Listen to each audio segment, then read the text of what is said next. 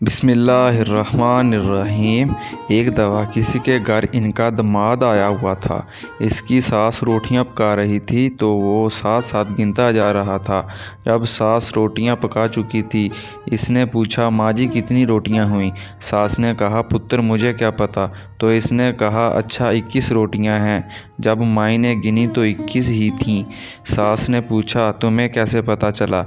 इसने अपनी इज्जत बनाने की खातिर कहा, मुझे गैब का इल्म है। इसकी सास ने लोगों को बताना शुरू कर दिया। इसी दिन सरदार की घोड़ी गुम हो गई।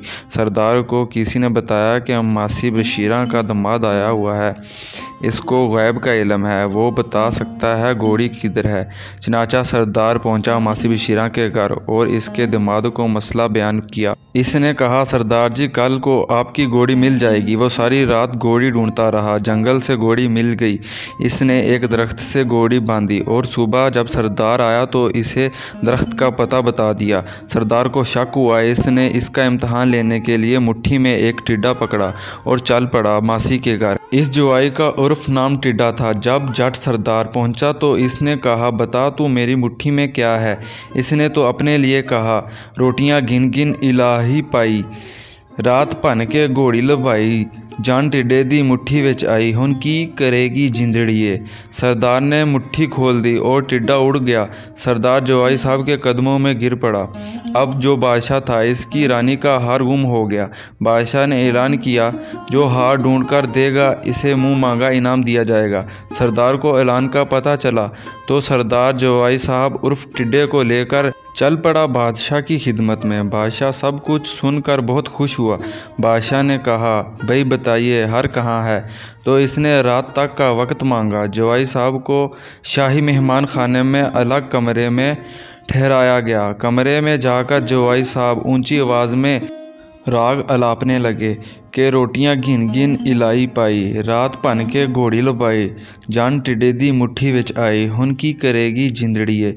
महल की नुकरानी जो खाना बनाती थी, इसका नाम जिंदड़ी था। इसने सुन लिया। वो आई और इसने कहा, बाबा जी आपको पता चल गया है, हार मेरे पास है, लिहाजा मुझे माफ़ कर दें, मैं हार वापस कर देती हूँ। जवाई साहब बोले, इस तरह कर, हार महल की छत पर रख देना। सुबह बादशाह ने पूछा तो इसने बताया, हार छत पर मौजूद है। बादशाह ने खुश होकर इसे अपना वज़ीर मुकर्रर कर दिया।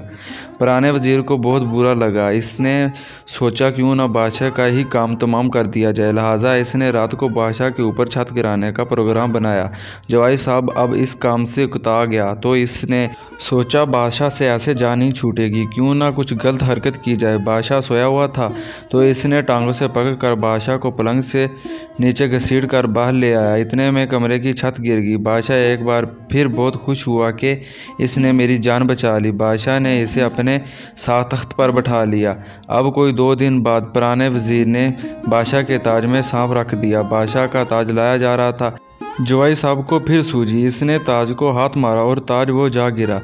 इसमें से सांप बाहर निकल आया। अब बादशाह को पूरा यकीन हो गया कि ये शख्स वाकई ही बहुत पहुंची हुई हस्ती है। बादशाह ने इसे बादशाह बना दिया और ख़ुद कदमों में बैठ गया। अगर वीडियो अच्छी लगी हो तो प्लीज़ लाइक और शेयर कीजिए। आपका शुक्रिया।